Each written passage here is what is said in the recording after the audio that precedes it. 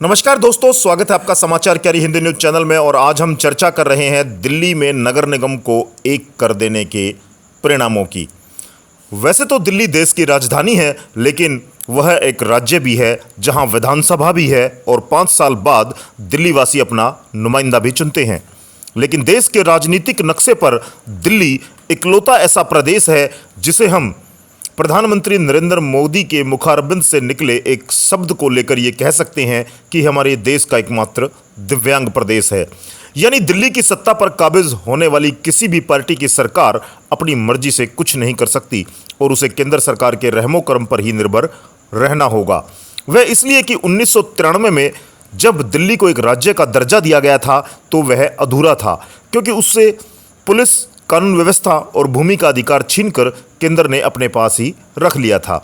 यानी संविधान के मुताबिक दिल्ली की हालत आज भी सबसे अजीबोगरीब है, इसलिए कि यह एक राज्य होने के साथ ही केंद्र शासित प्रदेश भी है। क्योंकि दिल्ली में आईएएस और आईपीएस जैसी अखिल भारतीय सेवाओं के लिए दूसरे प्रदेशों की तरह अपना कोई अलग काडर नहीं है।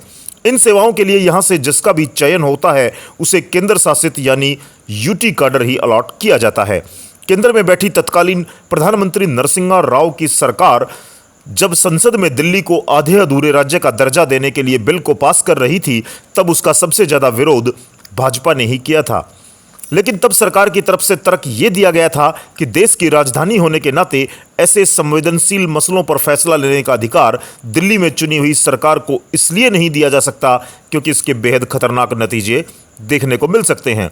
लिहाजा तब से लेकर आज तक केंद्र में कई सरकारें आई और चली गई, लेकिन दिल्ली को पूर्ण राज्य का दर्जा देने की जहमत ना तो किसी ने उठाई और ना ही कोई इस पचड़े में ही पड़ा। लेकिन कल यानी बुधवार को लोकसभा में एक महत्वपूर्ण विधेयक पास हुआ है जिसके सियासी मायने बहुत कुछ हो सकते हैं, लेकिन वो एक आम दिल्लीवासी की रोजमर्रा की जिंदगी से जुड़ा हुआ है।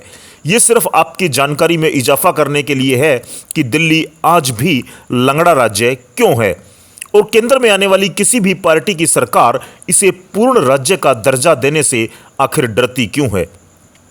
सवाल आपसे ही करते हैं, अपने प्रदेश के किसी नगर निगम में संशोधन करने के लिए कोई विधेयक वहां की सरकार अपनी विधानसभा में लाती है या फिर लोकसभा उसे पास करती है।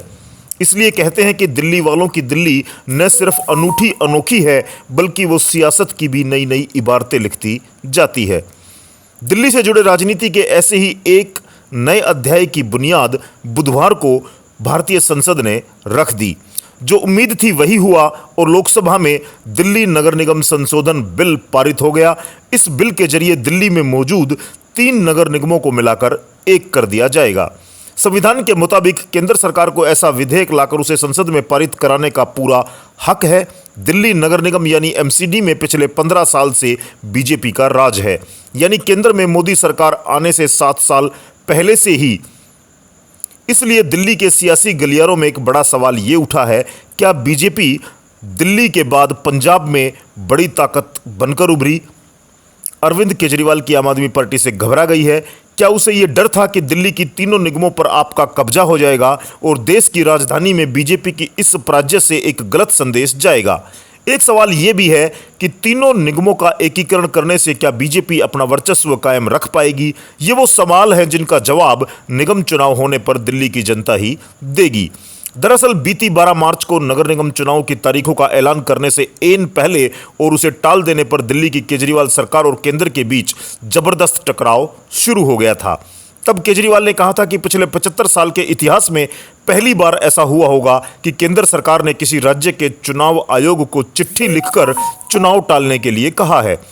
उन्होंने ये सवाल भी उठाया कि पिछले 8 साल में केंद्र में बीजेपी की सरकार है और अगर केंद्र को 3 एमसीडी को एक करना ही था तो अभी तक क्यों नहीं किया।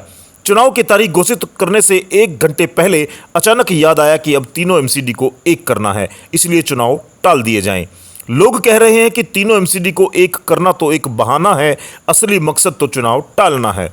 आम आदमी पार्टी की जबरदस्त लहर को देखते हुए बीजेपी को अपनी हार का डर सता रहा था और इसके चलते चुनाव टाल दिए गए, ऐसा दावा आम आदमी पार्टी के नेता प्रतिदिन करते नजर आते हैं। लेकिन केजरीवाल के इस आरोप का जवाब देने के लिए गृह मंत्री अमित शाह जी लोकसभा में फ्रंट फुट पर आकर दिल्ली के बीजेपी पार्षदों के हौसले बढ़ाते हुए नजर आए। लोकसभा में इस बिल पर बहस के दौरान गृह मंत्री अमित शाह ने कहा, जो लोग ये कह रहे हैं कि बीजेपी हारने के डर से निगम के चुनाव टाल रही है, वे खुद डरे हुए हैं। आम आदमी पार्टी की ओर इशारा करते हुए उन्होंने कहा, अगर आपको जीत का इतना ही भरोसा है तो आप अभी ही चुनाव क्यों चाहते हैं? अगर आपने अच्छा काम किया है तो 6 महीने बाद भी चुनाव होने पर आप जीतेंगे। हालांकि केंद्र के इस फैसले की आलोचना करते हुए आपने इसे असंवैधानिक और लोकतंत्र की भावना से खिलवाड़ बताया, लेकिन अमित शाह ने इसका भी माकूल जवाब दिया। उन्होंने कहा, संविधान के अनुच्छेद 239A और 3B के मुताबिक संसद को दिल्ली संघ राज्य या इसके किसी भाग के बारे में इससे संबंधित किसी भी विषय पर कानून बनाने का अधिकार हासिल है। यह बिल संविधान के मुताबिक है, लेकिन बड़ा सवाल यह है कि तीनों निगमों के एक हो जाने के बाद दिल्ली वासियों को गंदगी, गड्ढे भरी सड़कों और हर सतर पर पनपे भ्रष्टाचार से क्या छुटकारा मिल पाएगा? समाचार क्यारी के लिए संजय शर्मा की खास रिपोर्ट।